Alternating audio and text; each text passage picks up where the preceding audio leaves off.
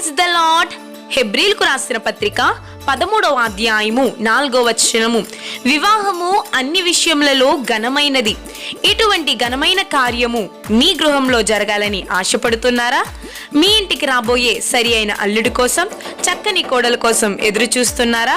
మీకు సహాయం అందించడానికి ఇజ్రాయేల్ మినిస్ట్రీస్ మీ ముందుకొచ్చింది కనుక ఇంకెందుకు ఆలస్యం? స్క్రీన్ మీద కనబడుతున్న నెంబర్కి ఇప్పుడే కాంటాక్ట్ అయ్యి మీ డీటెయిల్స్ మాకు అందించినట్లయితే తప్పనిసరిగా మీకు కావలసిన రీతిగా మీకు సహాయం మేము అందించగలము.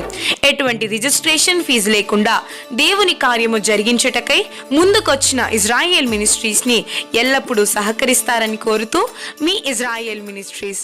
Praise the Lord. అందరికీ ప్రైజ్ లార్డ్ అండి. అందరికీ మరణాత. ఇజ్రాయెల్ మినిస్ట్రీస్ అనే కార్యక్రమాన్ని వీక్షిస్తున్న మీ అందరికీ మా హృదయపూర్వకమైన వందన మరణాతలు. అందరూ బాగున్నారు కదండి. మరి ఒక కార్యక్రమాన్ని వీక్షిస్తూ చక్కగా ఎంతగానో బలపడుతూ, అలాగే మమ్మల్ని కూడా ఫోన్ కాల్స్ ద్వారా చేసి ప్రార్థన చేయించుకుంటూ ప్రోత్సహిస్తున్న మీ అందరికీ కూడా మా ప్రత్యేకమైన వందన మరణాతలండి. మరి ఈ దినం కూడా ఒక చక్కని అంశం ద్వారా దేవుడు మనతో మాట్లాడబోతున్నారు. మరి అలాగే చాలామంది మరి ఫోన్ చేసి వాళ్ళ అవసరతల కొరకు ప్రార్థన చేయించుకుంటున్నారు. ఇంకా మీకు ఏదైనా ప్రార్థన అవసరతలు ఉంటే మాకు ఫోన్ చేసి తప్పకుండా మీ యొక్క ప్రార్థన అవసరతలు చెప్పి ప్రార్థన చేయించుకోండి. అంతేకాదు మరి మీరు ప్రార్థన చేయించుకున్న అనంతరం కూడా ప్రతిదినం మేము ప్రార్థన చేసి మరి మీ కొరకు తప్పకుండా ప్రార్థన చేస్తామండి. అలాగే మరి వాక్యాలు ఇంకా మరి అనేక రీతిలుగా మేము కూడా బలపడి మీ అందరికీ కూడా చెప్పాలని, దేవుడు మమ్మల్ని బహుబలంగా వాడుకోవాలని మీ అనుదిన ప్రార్థనలో వ్యక్తిగతంగా మమ్మల్ని జ్ఞాపకం చేసుకోండి. దేవుని నామానికి మహిమ కలుగును గాక. ఆమేన్. మరి వాక్యంలోకి వెళ్దాం ఆలస్యం చేయకుండా. మరి ఈ దినం మన యొక్క అంశం ఏంటంటే సహవాసము. ఏంటండి మన అంశము? సహవాసము. మరి ఈ అంశం గురించి ధ్యానించుకునే ముందు చిన్న ప్రార్థన చేసుకుందాం. కళ్ళు మూసుకుందాం. శరణుతుడ మోహనతుడ మా సకలాశీర్వాదమునకు కారణభూతుడమైన మా ప్రియపరులకు తండ్రి, నీ ఘనమైన శ్రేష్టమైన ఉన్నతమైన నామాన్ని బట్టి నీకు వేలాది స్థుతులు స్తోత్రాలు ప్రభా. నిలబడిన నాలో ఏ గొప్పతనం లేదునైనా, నా నోట మీ మాట ఉంచినైనా ఈ సహవాసం అనే చక్కని అంశం ద్వారా ఈ దినం మాతో మీరే మాట్లాడండి నైనా. వినే చెవులను పరిశీలించే హృదయాలను ప్రతి ఒక్కరికి దయచేయండి. నీ బిడ్డలు తండ్రి ప్రభా ఎంతగానో ఆసక్తిగా తండ్రి నీ మాటలు వింటూ ఉన్నారు ప్రభా. వారందరినీ ప్రభా మీరే ఆశీర్వదించి దీవించి మహిమ పొందుకోమని, వారి అవసరతలు అక్కర్లు క్రీస్తు మహిమైశ్వర్యం నుంచి మీరే తీర్చినైనా మీరే మహిమ పొందుకోమని నజరేయుడైన యేసు నామములో అడిగి వేడుకొనుచున్నాం మా పరమ తండ్రి. ఆమేన్. ఆమేన్. మరి ప్రైజ్ లార్డ్ అండి అందరికీ. మరి ఈ దినం దేవుడు మనతో మాట్లాడాలనుకున్న అంశం ఏంటంటే సహవాసము, ఫెలోషిప్. సహవాసం అనేటువంటి అంశం గురించి దేవుడి దినము మనతో మాట్లాడడానికి ఇష్టపడుతూ ఉన్నారు. మరి మనందరి జీవితంలో కూడా సహవాసం అనేది అందరికీ తెలిసిన విషయమే, తెలిసిన ఒక వర్డ్. ఎందుకంటే ప్రతి ఒక్కరు కూడా ఎవరొక్కరితో సహవాసం చేస్తూ ఉంటారు. ఫ్రెండ్స్ అవ్వచ్చు, ఎక్కువగా ఒక్కొక్కరైతే పలానా వాళ్ళతో తిరుగుతారు, లేకపోతే ఇంట్లో వాళ్ళతో ఎక్కువ సహవాసం చేసే వాళ్ళు ఉంటారు. కాలేజ్ స్టూడెంట్స్ ఒకరికొకరు సహవాసం చేసుకునే వాళ్ళు ఉంటారు, ఫ్రెండ్షిప్.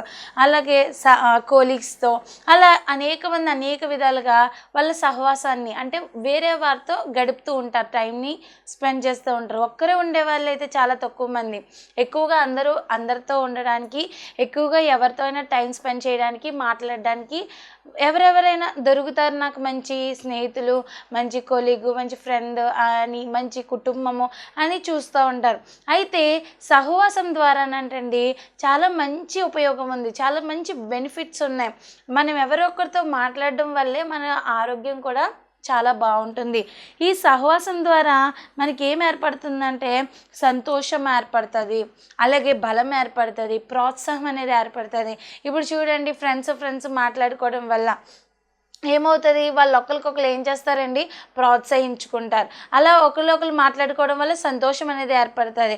అలాగే ఒకరికొకరు ఉండడం వల్ల బలము. ఎవరైనా వేరే వాళ్ళు వచ్చారంటే మన వైపుకి, నా పక్కన ఫ్రెండ్ ఉన్నారు, లేకపోతే నా పక్కన కుటుంబం ఉంది, లేకపోతే నా పక్కన కొలీగ్ ఉన్నారు, అలా ప్రతి ఒక్కరికి నా పక్కన నా యొక్క పిల్లలు ఉన్నారు, అలా ప్రతి ఒక్కరికి కూడా ఏంటి, వాళ్ళ యొక్క కుటుంబాన్ని బట్టి, వాళ్ళు చేసిన సహవాసాన్ని బట్టి బలం ఉంటుంది, ప్రోత్సాహం ఉంటుంది, సంతోషం ఉంది, అలాగే సమాధానం సమాధానం అలా ఉంటాయి కదండి. ఈరోజు నేను చెప్పాలనుకుంటుంది ఏంటంటే సహవాసం అనేది చాలా ముఖ్యమైనదే, కానీ ఈరోజు నీ సహవాసం ఎలా ఉన్నది అనేది మనం తెలుసుకోవాలి.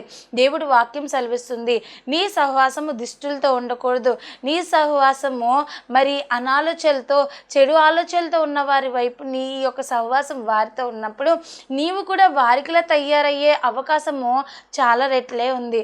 కాబట్టి ఈరోజు వాక్యం వింటున్న ప్రియ దేవుని బిడ్డలారా, వాక్యం వింటున్న మనము మన సహవాసము మన దేవునితో, దేవుని బిడ్డలతో, దేవుని సన్నిధితో, దేవుని సంఘాలతో, సంఘ బిడ్డలతో, విశ్వాసులతో సహా మనం ఏం చేయాలంటే మనం ఏం చేయాలంటే సహవాసం చేసేవారిగా ఉండాలి. అంతేగాని లోకంలో ఉన్న వాటినైనా ప్రేమించినప్పుడు తండ్రి ప్రేమ వానిలో ఎంత మాత్రము ఉండదండి. దేవునికి స్తోత్రం, హల్లెలూయా. ఈరోజు వాక్యం విన్న ప్రియ దేవుని బిడ్డలారా, దేవుడు కొన్ని విషయాలు మనతో మాట్లాడడానికి ఇష్టపడుతున్నారు. మరి వాక్య లేఖనాల్లో నుండి ధ్యానించుకున్నప్పుడు కొరింథీయులకు రాసిన మొదటి పత్రిక 1వ అధ్యాయము 9వ వచనంలో ఈ విధంగా దేవుని వాక్యం రాయబడి ఉంది. మన ప్రభువైన యేసుక్రీస్తు అను తన కుమారుని సహవాసమునకు మిమ్మల్ని పిలిచిన దేవుడు నమ్మదగిన వాడు. ఎవరి సహవాసానికి పిలిచారంట? తన కుమారునితో మనల్ని సహవాసం చేయడానికి దేవుడు మనల్ని పిలుచుకుని ఉన్నారు. ఈరోజు మన సహవాసము లోకంతో కాదండి. మనం ఎవరితో సహవాసం చేయాలంటే దేవుడు పంపిన కుమారునితో, యేసు ప్రభువారితో మనం ఏం చేయాలంటే సహవాసం చేయాలి. మరి చూసినట్లయితే దుష్టుల ఆలోచన చొప్పున నువ్వు నడవద్దు, పాపుల మార్గం నువ్వు నిలవద్దు, అపహాసులు కూర్చుండే చోట నువ్వు కూర్చుండొద్దు. నీవు దేవుని ధర్మశాస్త్రం నందు, దేవుని ధర్మశాస్త్రం అంటే ఏంటంటే మరి ఆది యందు దేవుడు ఉండెను, దేవుడే వాక్యమై ఉండెను, ఆ వాక్యము దేవుని యొద్ద ఉండెను. ఈ వాక్యం ఎవరంటే దేవుడే, పరిశుద్ధాత్మ దేవుడే, యేసు ప్రభువారే. అయితే ఈ వాక్యమందు ధ్యానించడం అంటే, ఈ వాక్యమును చదవడం అంటే, దేవుని మాటని మనము వినడం అంటే దేవునితో సహవాసం చేయడమే. కాబట్టి ఎక్కువగా మనం ఏం చేయాలంటే దేవునితో సహవాసం చేయడానికి ఇష్టపడాలి. మరి మొట్టమొదటిగా ఈ లోకాన్ని విడిచిపెట్టాలి. ఈ లోకంతో సహవాసం విడిచిపెట్టి మొట్టమొదటిగా నీ సహవాసం ఎవరితో ఉండాలంటే దేవునితో నీ సహవాసం చేయాలి, తండ్రితో నీవు సహవాసం చేయాలి. Fellowship with the father. First point ఏంటంటే మొట్టమొదటిగా ఫెలోషిప్ విత్ ద ఫాదర్. ఈ లోకంతో స్నేహం చేస్తే మనం ఏం పొందుకుంటాం? ఈ లోకంలో మన స్నేహం చేసిన వల్ల మనం తండ్రి ప్రేమకు దూరం అయిపోతాము. మనం అందరం కూడా శాపాన్ని కొని తెచ్చుకుంటాము, ఇబ్బందులు కొని తెచ్చుకుంటాము. ఈ లోకంతో ప్రేమించిన, ఈ లోకంతో సహవాసం చేసిన తప్పిపోయిన కుమారుని యొక్క ఉపమానంలో దేవుడు చెప్తున్నాడు ఏమనంటే, లోకంతో సహవాసం చేశాడండి. సహవాసం చేసి చేసి చేసి మరి ఆ ఫ్రెండ్షిప్తో ఫ్రెండ్స్లన్నీ తిరిగి తండ్రి ప్రేమను వద్దనుకుని మరి ఇంటిలోంచి తన ఆస్తులు అన్నీ పట్టుకుని వెళ్ళిపోయాడు. ఇప్పుడు ఈ సహవాసం ఏ సహవాసం కావాలనుకున్నాడు? తండ్రి సహవాసాన్ని వద్దనుకుని ఈ లోక సహవాసం కావాలనుకుని వెళ్ళిపోయిన ఈ కుమారుడు పందులు తినేటువంటి ఆహారం తినవలసిన పరిస్థితి వచ్చిందండి. అలాగే తన స్నేహితులు, అప్పటి వరకు ఆ సహవాసంలో ఉన్న ఆ స్నేహితులు ఏమైపోయారంట? ఏమీ లేనప్పుడు ఒక్కరు కూడా దగ్గరికి రాలేదండి. ఎప్పుడైతే తండ్రిని విడిచిపెట్టి వెళ్ళిపోయాడో, ఈ లోకం కావాలని వెళ్ళిపోయాడో, మరి తినడానికి కూడా తిండి లేకుండా ఒక ఉన్నతమైన స్థానంలో ఉన్నటువంటి బిడ్డ ఇప్పుడు పందులు తినేటువంటి ఆహారం తినాల్సిన పరిస్థితి వచ్చింది. ఈరోజు వాక్యం వింటున్న ప్రియ దేవుని బిడ్డలారా, ఈ లోకంతో స్నేహం చేస్తే తండ్రి ప్రేమ మనలో ఎంత మాత్రము ఉండదంటండి. ఈ లోకం కావాలనుకుంటున్న మనలో ఈ లోకంలో ఇంతగా ఏముందో తెలియాలి కదా. ఈ లోకంలో ఏముందంటే శరీరాశ ఉంది, నేత్రాశ ఉంది, జీవప్తమం ఉంది. ఈ మూడు చాలా భయంకరమైనవే. వీటిని ప్రేమించేవాడు తండ్రిని ఎంత మాత్రము ప్రేమించలేరు. తండ్రిని, ఈ లోకాన్ని ప్రేమించితే తండ్రి ప్రేమకు మనం దూరం అయిపోతాము. వాక్యం వింటున్న ప్రియ దేవుని బిడ్డలారా, అందుకే దేవుడు ఈ దినం మీతో మాట్లాడుతున్నారు. ఈ దినం దేవుడు చెప్తూ ఉన్నాడు, నువ్వు దుష్టులతో సహవాసం చేయొద్దు, అన్యులతో సహవాసం చేయొద్దు, పాపులతో నీ సహవాసం ఉండొద్దు, అపహాసకులు కూర్చుండి చోట నువ్వు కూర్చుండవద్దు. నీ సహవాసము దేవునితో సహవాసం చేయాలి. నీ ఫెలోషిప్ విత్ ద ఫాదర్. దేవునితో నీవు సహవాసం చేసినప్పుడు మరి గొప్ప మేలును మనము పొందుకుంటాము. యోబు గ్రంథము 22వ అధ్యాయం 21వ వచనంలో దేవుని వాక్యం అదే రాయబడి ఉందండి.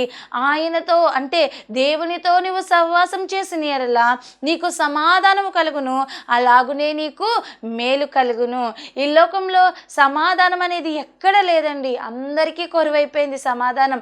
భార్యాభర్తల మధ్యలో సమాధానం లేదు, తల్లిదండ్రులకి పిల్లల మధ్యలో సమాధానం లేదు, కానీ మనము అత్తాకోడల మధ్యలో సమాధానం లేదు, మరి అలాగే ఇరుగు పొరుగు వారి మధ్యలో సమాధానం లేదు.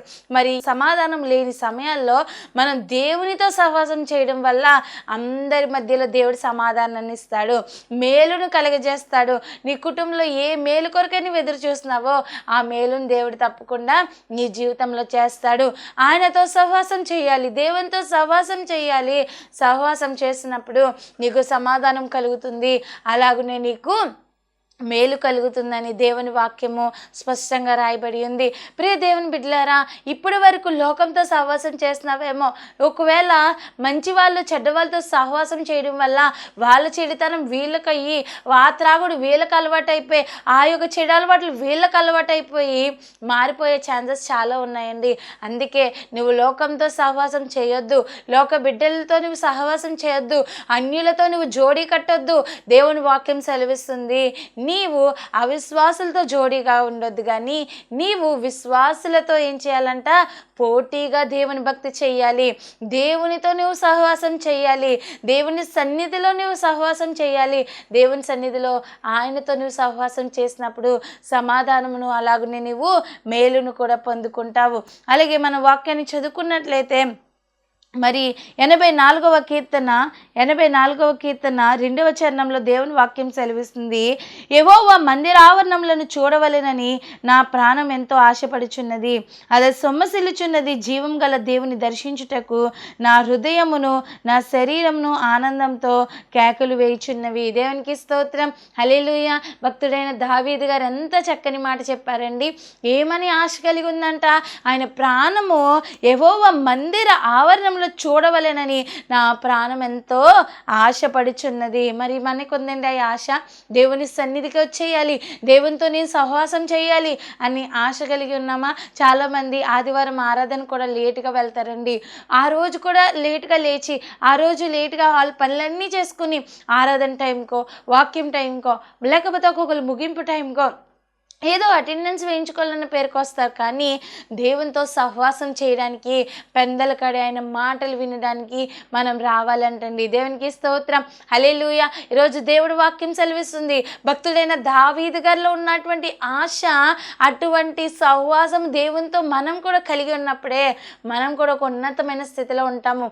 అందుకేనేమో దావీదు గారిని దేవుడు అంతగా హెచ్చించాడు. ఈరోజు వాక్యం విన్న ప్రియ దేవుని బిడ్డ, నీవు ఈ లోకంతో సహవాసం చేస్తున్నావేమో, ఈ లోకంతో జట్టు మంచిది కాదు.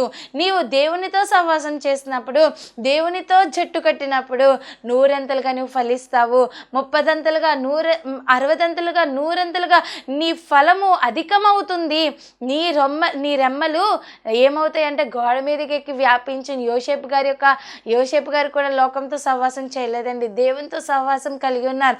అందుకే దేవుడు వాక్యం సెలవిస్తుంది, యోసేపు ఫలించేది కొమ్మ, దాని రెమ్మలు గోడ మీదకి ఎక్కి వ్యాపించనని 100ంతలుగా ఫలం పొందుకునేటువంటి వ్యక్తిగా యోసేపు గారు ఉండడానికి గల కారణము ఆయన సహవాసం దేవునితో చేశారు. ఈరోజు వాక్యం విన్న ప్రియ దేవుని బిడ్డలారా, మీరు కూడా దేవునితో సహవాసం చేసినప్పుడు దేవుని యొద్ద నుండి అధికమైన ఫలమును, మేలులను, ఆశీర్వాదములను, ఫలభరితమైన జీవితాన్ని మనం అందరం తప్పకుండా చూడగలుగుతాము. దేవునికి స్తోత్రం, హల్లెలూయా. మరి వాక్యంలో నుండి కొంతమంది భక్తులు మనం ధ్యానించుకున్నప్పుడు, జక్కయ్య గారు మనకు తెలుసు, ఆయన పేరు జక్కయ్య, పాపి అయిన జక్కయ్య అని ముద్రింపబడి ఉంది. పొట్టివాడైనప్పటికీ ఆ జక్కయ్య అన్యాయంగా, సుంకరి గుప్తదారుడు అంటే ఇన్కమ్ ట్యాక్స్ ఆఫీసర్ అనమాట, చాలా అన్యాయంగా ప్రజల దగ్గర డబ్బులు అన్యాయంగా తీసుకునేవాడు. ఏదైనా ధనవంతుడు అయిపోయేవాడు, కానీ ప్రజల సొమ్ము తిని అయిపోయేవాడు. అయితే ఆ ప్రజలందరూ బాధపడేవారు. ఒకరోజు ఈ జక్కయ్యలో ఒక ఆశ పుట్టింది, ఒక ఆలోచన వచ్చింది. ఏంటంటే, నేను యేసయ్యను చూడాలి అని. యేసయ్యని చూడాలని ఆశ కలిగినప్పుడు, యేసయ్యతో మాట్లాడాలని ఆశ కలిగినప్పుడు, వెంటనే మేడు చెట్టు ఎక్కినప్పుడు దేవుడు ఏం చేశాడండి, జక్కయ్య కిందకి దిగిరా, నేడు నీ ఇంటికి రక్షణ వచ్చి ఉన్నది. దేవుడితో అప్పటి నుంచి సహవాసం కలిగి ఉన్న జక్కయ్య అంటున్నాడు, ఇక మీదట నేను ఏ పాపము చేయను. దేవునికి స్తోత్రం, హల్లెలూయా. మరి నా ఇంటికి రక్షణ వచ్చింది. ఇప్పటి నుంచి నేను అనాథలకి నా యొక్క ధనాన్ని ఇచ్చేస్తాను, నా ఆస్తులు ఇచ్చేస్తానని మరి చక్కని తీర్మానంతో, చక్కని సహవాసముతో, చక్కని హృదయముతో ఆయన జీవితాన్ని మార్చుకున్నాడు. ప్రియ దేవుని బిడ్డలారా, ఇప్పుడు వరకు నువ్వు ఏ పాపం చేశావో, ఏ తప్పులు చేశావో, ఎటువంటి సహవాసం నువ్వు కలిగి ఉన్నావో, జక్కయ్య కూడా పాపముతో ధనముతో సహవాసము, ధనం కావాలని ధనంతో సహవాసం చేశాడు. ఎప్పుడైతే దేవునితో సహవాసం చేయడం మొదలు పెట్టాడో నిజమైన సంతోషమును, ఆనందమును, రక్షణను ఆయన జీవితంలో పొందుకున్నాడు. అలాగే మోషే గారండి, మోషే గారు ఆ కొండెక్కినప్పుడు, సీనాయి కొండెక్కినప్పుడు ఆహారం తినడం మర్చిపోయారు, తాగడం మానేశారు. 40 దినాలు రాత్రి బగళ్ళు కూడా దేవునితో సహవాసం చేశారు. దేవునితో సహవాసం చేసండి. ఈ లోకంలో యేసయ్యను ఎవ్వరూ స్వయంగా చూడలేరు, దేవుణ్ణి ఎవ్వరు స్వయంగా చూడలేరు. ఆయన వెలుగును మనం తట్టుకోలేము. దర్శనంలో చూడగలుగుతాం కానీ దర్శనంలో కూడా ఒక్కొక్కరు చూడలేరు. అయితే దర్శనంలో కళలో చూడగలమైన కానీ ఎంత మాత్రము నిజంగా మాత్రం ఎంత మాత్రము యేసయ్యను చూడలేము. అయితే ఈ యొక్క మోషే గారు ఏం పొందుకున్నారంట? ముఖ దర్శనం పొందుకున్నారు. గల కారణం ఏంటంటే దేవునితో సహవాసం చేశారు. సహవాసం చేయడం ద్వారా దేవుని యొక్క ముఖ దర్శనమును ఆయన పొందుకున్నారు. అలాగే ఒక ముఖాముఖిగా స్నేహితులు ఎలా మాట్లాడుకుంటారో అలా దేవుడు మోషే గారు మాట్లాడుకున్నారు. ప్రియమైన దేవుని బిడ్డలారా, దేవునితో సహవాసం చేసినప్పుడు ఎన్నో మనం పొందుకుంటామండి. ఎన్నో వరములు దేవుని నుంచి మనం పొందుకుంటాము. ఆయన రాజ్యమును, ఆయన నీతిని వెతకాలి, ఆయనతో సహవాసం మనం చేయాలి. గొప్ప మేలును మన జీవితంలో మనము పొందుకుంటాము. అలాగే మూడవదిగా సమూయేలు గారు కూడా ఏం చేశారండి? దేవునితో సహవాసం చేశారు. ఏలీ కుమారులు కూడా ఉన్నారండి. ఆ యొక్క దైవజనుడు కుమారులయ్యుండి కూడా పరిచర్య చేయాలి, నా బిడ్డలు సేవ చేయాలి. ప్రతి సేవకుడికి ఒక ఆశ ఉంటుందండి. డాక్టర్ పిల్లలు డాక్టర్ అవ్వాలో లేదనుకుంటారో లేదో తెలియదు కానీ ప్రతి సేవకుడు మాత్రము ఆ సేవకుడి బిడ్డలు మాత్రం నా యొక్క బిడ్డలు మాత్రం దేవుడి సేవ చేయాలని అనుకుంటారు. మరి ఆ యొక్క చేసే వృత్తిలో అంత నిజాయితీ ఉంది, అంత గొప్ప శక్తి ఉంది. వాళ్ళకి తెలుసు సేవ ఎంత కష్టమైనా కూడా మళ్ళీ ఆ సేవ అలా కంటిన్యూ అవ్వాలి. ఎందుకంటే దేవుడికై నా కుటుంబం వాడబడాలి. ఈ యొక్క పరిచర్య, ఈ సువార్త మరి చాలా తక్కువైపోతుంది చాలా చోట్ల. మరి నా యొక్క బిడ్డల ద్వారా అది ఇంకా వెళ్ళాలి ముందుకని ఆశ ప్రతి సేవకుల్లోని తప్పకుండా ఉంటుందండి. దేవునికి స్తోత్రం, హల్లెలూయా. మరి దేవుడు వాక్యం సెలవిస్తుంది మనం దేవునితో సహవాసం చేయాలి. ఈ యొక్క సమూయేలు గారు దేవునితో సహవాసం చేశారు. దైవజనుడు బిడ్డలై ఉండి ఏలీ కుమారులు ఎంత మాత్రం దేవునితో సహవాసం చేయలేదండి. వాళ్ళు భ్రష్టులు అయిపోయారు, వాళ్ళు దేవుని విరోధంగా పాపం చేసిన వారు అయిపోయారు. కానీ సమూయేలు గారు ఎలా ఉన్నారో తెలుసా? బాలుడైన సమూయేలు ఏలీ ఎదుట యెహోవాకు పరిచర్య చేయుచు నేను. చిన్న వయసులో నుండే కూడా దేవుని పరిచర్యకి తల్లి అప్పగించేసింది. దేవుడికై దేవుడి సహవాసంలో ఎదుగుతున్నారంటే సమూయేలు గారు. అందుకే దేవుడి సహవాసంలో ఎదిగినటువంటి సమూయేలు గారు ఎలా వాడబడ్డారంటే బలవంతుని చేతిలో బాణం వలె వాడబడ్డారు. ఎలాగంటే ఆ రాజులను అభిషేకించేటువంటి తలంతును దేవుడు ఇచ్చాడండి. దీర్ఘదర్శిగా వాడుకున్నాడు, ప్రవక్తగా వాడుకున్నాడు.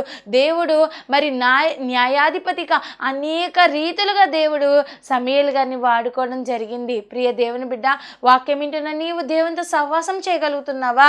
నీ సహవాసము చెడ్డవారితో ఉందేమో మానుకో. ఒకవేళ నీ సహవాసము తిరుగుబోతులతో సహవాసం చేస్తున్నావేమో, త్రాగుబోతులతో నువ్వు సహవాసం చేస్తున్నావేమో, వ్యభిచారులతో నువ్వు సహవాసం చేస్తున్నావేమో, పాపపు స్నేహితులతో నువ్వు స్నేహం చేస్తున్నావేమో, సహవాసం చేస్తున్నావేమో. స్కూల్కి వెళ్తున్నప్పుడు నువ్వు ఎవరితో మాట్లాడుతున్నావు, కాలేజీకి వెళ్తున్నప్పుడు నీ ఫ్రెండ్స్ ఎలాంటి ప్రవర్తన కలిగిన వారితో నువ్వు సహవాసంతో ఉంటున్నావు. ఈరోజు నీ సహవాసము దేవుని బిడ్డలతో ఉన్నప్పుడు నువ్వు కూడా గొప్ప మేలును నువ్వు పొందుకుంటావు, గొప్ప సమాధానం నువ్వు పొందుకుంటావు. దేవునితో సహవాసం చేసిన ఎలా నువ్వు మేలును పొందుకుంటావు. ఆ మేలును పొందుకోవాలంటే ఇక నుండి లోకంతో సహవాసం మీరు మానుకోవాలని దేవుడి దినం మాట్లాడుతున్నారు. మరి ఆదమ్ గారు హవ్వమ్మ గారిని చూసినట్లయితే ఎవరితో సహవాసం చేసిన వారంటే దేవుడితోనే చేసేవారు. కానీ ఎప్పుడైతే దేవునికి దూరం అయ్యి పాము మాట విని మరి సాతానుగాడితో సహవాసం మొదలెట్టారో, తినొద్దన్న పండు తిన్నారో, వాళ్ళు పాపంలో పడిపోయారు. ఆ యొక్క మాట వినడాన్ని బట్టి అందుకే దేవుడి వాక్యం సెలవిస్తుంది, అసలు దుష్టుల జోలికి వెళ్ళొద్దు, వాళ్ళతో మాట్లాడడం సహవాసం చేయడం తర్వాత, కానీ వెళ్ళి మాట్లాడే లోపే సాతాను మనల్ని ఎప్పుడు మృంగుదామా అని చూస్తాడండి. ఎప్పుడు నీ చేత తాగిపిచ్చేద్దామా, ఎప్పుడు నీకు చెడు అలవాట్లు నేర్పించేద్దామా అని కొంతమందిలో ఉండి సాతాను ప్రేరేపిస్తాడు. వాళ్ళ దగ్గరికి కూడా మనం వెళ్ళవద్దు. చాలామంది యవనస్తులు వాళ్ళు ఎప్పుడు వస్తారో వాళ్ళకు కూడా నాకున్న చెడు అలవాట్లు డ్రగ్స్ నేర్పించేయాలి, అవి నేర్పించేయాలని అనుకుంటూ ఉంటారు. కానీ వాళ్ళు కూడా మంచోళ్ళే, కానీ సాతాను వాళ్ళలో చెడ్డ ప్రేరేపణలు రప్పిస్తాడు. అయితే వాళ్ళ జోలికి కూడా అలాంటి పనులు చేస్తున్నారని తెలిసిన వాళ్ళ దగ్గరకు కూడా ఏం చేయకూడదంట, మనం వెళ్ళకూడదు. మరి గేమ్స్ చాలామంది ఈ యొక్క బెట్టింగ్ గేమ్స్ ఫోన్లో ఆడుతూ చాలామంది యవన బిడ్డలండి మరి ఇంటికి కూడా రాకుండా చాలామంది రోడ్డు మీదే ఆ యొక్క గేమ్స్లో బానిస అయిపోతున్నారు. ఈరోజు ప్రియ దేవుని బిడ్డలారా, ఆ సహవాసాలన్నీ విడిచిపెట్టండి. ఫోన్తో ఎక్కువ సహవాసం చేస్తే మరి మనం ఏం పొందుకోం, కానీ దేవునితో సహవాసం చేస్తే మనం మేలుని పొందుకుంటాము. ఈరోజు నీ కుటుంబంలో గొప్ప మేలు కావాలనుకుంటున్నావా? అయితే దేవునితో సహవాసం చేయడం మొదలుపెట్టు. రోజు డైలీ ఫ్యామిలీ ప్రేయర్ చేసుకోండి. అలాగే రోజు డైలీ ఎక్కువ సమయం ప్రేయర్ చేయండి. అలాగే ఎక్కువ సమయం దేవుని స్తుతించండి, దేవునితో సహవాసం చేయండి. దేవునితో సహవాసం అంటే దేవుని స్తుతించడం, దేవుని ఆరాధించుకోవడం, దేవుని మనసులో ఎప్పుడు ఆయన నామాన్ని ఘనపరుచుకోవడము, ప్రార్థన చేసుకోవడము, అలా దేవుని వాక్యాన్ని ధ్యానించుకోవడం, ఇదే సహవాసం అంటే. ఈ సహవాసంలో ఉన్న నిన్ను దేవుడు సమాధానకరంగా ఉంచుతాడు, నీ జీవితాన్ని మేలుకరంగా చేస్తాడు.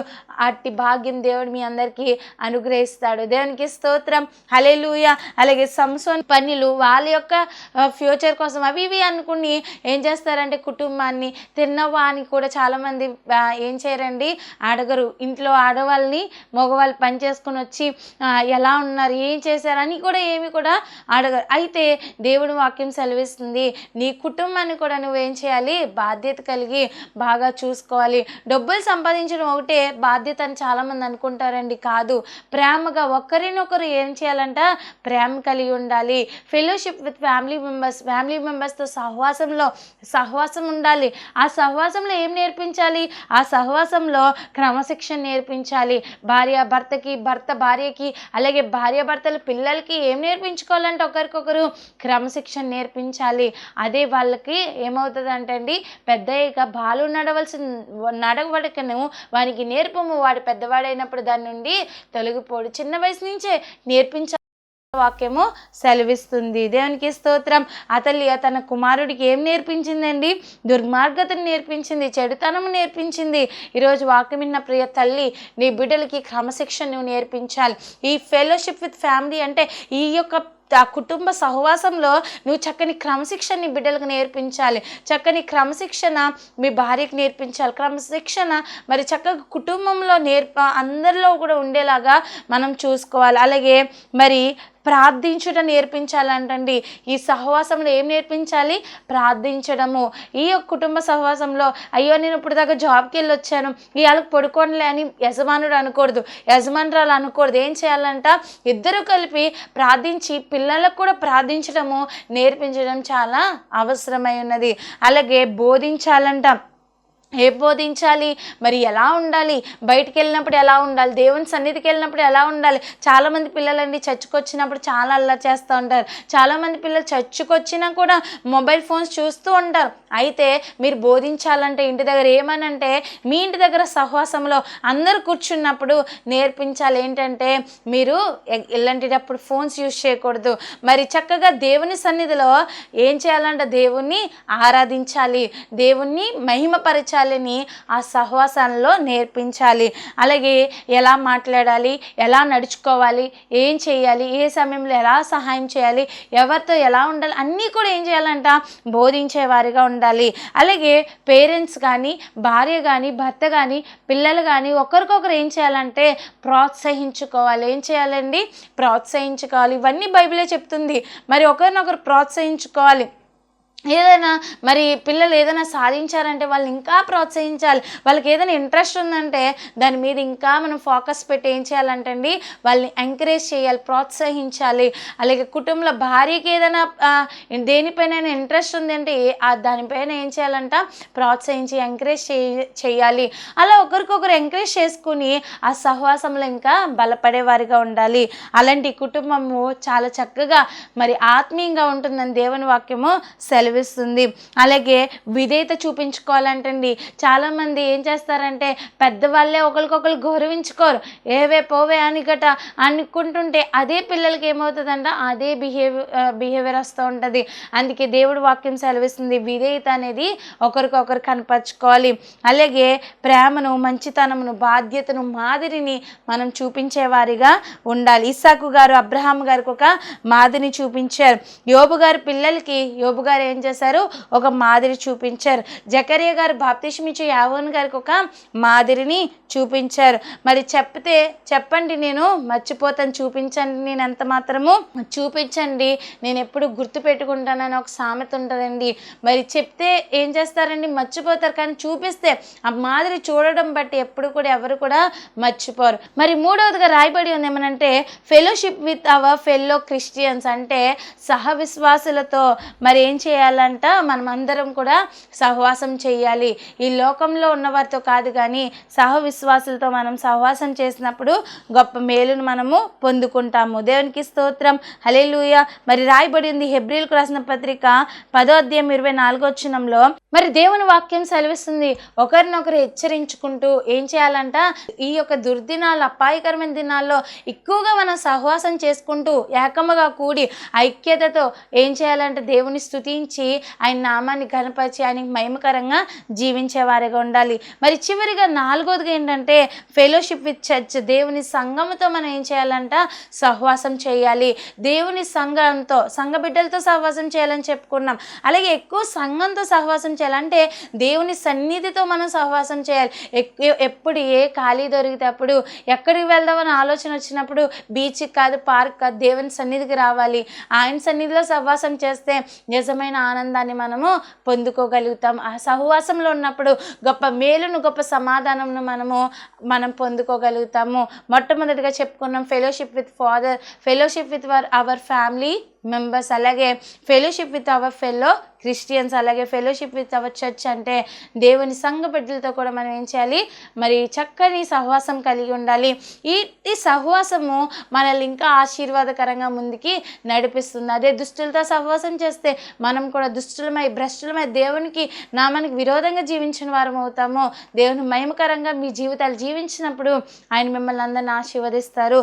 ఈ కొద్ది మాటలు దేవుడు మన అందరి వెనుకల్లో దీవించి ఆశీర్వదించునుగాక. ఆమేన్, ఆమేన్. చిన్న ప్రార్థన చేసుకుందామండి. కళ్ళు మూసుకుందాం. శరణతుడా, మహోన్నతుడా, సకలాశీర్వాదమునకు కారణభూతుడైన మా ప్రియ పరలోక తండ్రి, నీ నామానికి వేలాది స్తుతులు, స్తోత్రాలు ప్రభానైనా. యేసయ్య తండ్రి, ఈ దినం తండ్రి ఎటువంటి సహవాసం కలిగి ఉండాలో నువ్వు మాతో మాట్లాడవయ్యా. అవును ప్రభా, ఈ లోకంతో సహవాసం చేయకుండా నీతో సహవాసం చేసి నీ నామాన్ని మహిమకరంగా జీవించే భాగ్యం మా అందరికీ దయచేయండి. విన్న నీ బిడ్డలందరినీ ఆశీర్వదించండి. వారికి కూడా నీతో సహవాసం చేసి నీ నామానికి మహిమకరంగా జీవించే భాగ్యం దయచేయనైనా. నీ కృపగల హస్తం తోడుగొంచి మీరు మాత్రమే మహిమ పొందుకోమని నజరేయుడైన యేసు నామములో అడిగి వేడుకొనుచున్నాము మా పరమ తండ్రి. ఆమేన్, ఆమేన్. Praise the Lord. Israel ministries అనే ఈ కార్యక్రమాన్ని వీక్షిస్తున్న మీ అందరికీ మా హృదయపూర్వకమైన వందన మరణాతలండి. ఈ యొక్క కార్యక్రమాలు, ఈ యొక్క వర్తమానాలు మీ అందరికీ ఆశీర్వాదకరంగా ఉన్నట్లయితే మా కొరకు ప్రార్థన చేయండి. అలాగే దేవుడు మీకు ప్రేరేపిస్తే కింద కనిపిస్తున్నటువంటి నెంబర్కి ఫోన్పే ఆర్ గూగుల్ పే చేసి మీ సహకారాన్ని అందించండి. అలాగే మీలో ఎవరికైనా ఎటువంటి అనారోగ్య సమస్యలైనా, ఎటువంటి ప్రార్థన అవసరమైతే కనుక మరి నెంబర్కి ఫోన్ చేసి ప్రార్థన చేయించుకోండి. దేవుడు మిమ్మల్ని, మీ కుటుంబాలను ఆశీర్వదించి ఫలభరితంగా దీవించునుగాక. ఆమేన్, ఆమేన్. Praise lord.